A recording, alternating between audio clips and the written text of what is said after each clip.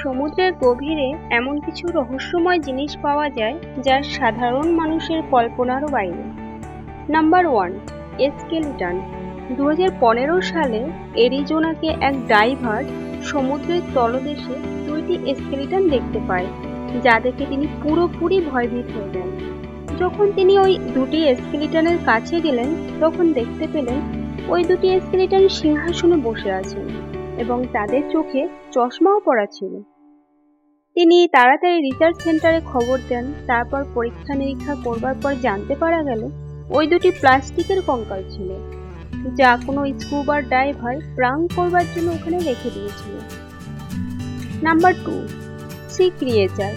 বন্ধুরা, 2017 সালে সোশ্যাল মিডিয়ায় জলপরীর মতো দেখতে একটা ভিডিও খুব ভাইরাল হয়েছিল। অনেক লোক বলেছিলেন একে সমুদ্রের নিচ থেকে বের করা হয়েছিল।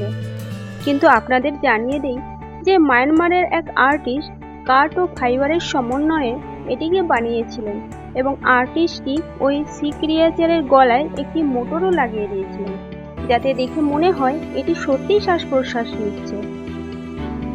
Number 3, eye of sea monster. 2012 সালে ফ্লোরিডার পরমাণু বীজের উপর অনেক বড় আকারের একটি চোখ পাওয়া যায়। এটি দেখে লোকেরা বলেছেন এটি কোনো সমুদ্রের থাকা বড় কোনো মনস্টারের চোখ।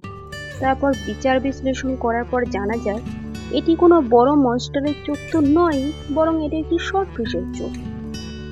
এমনিতে আপনাদের কি মনে হয় এত বড় চোখওয়ালা কোনো সি মনস্টার আজকের সময়ে সত্যি কি এক্সিস্ট করে?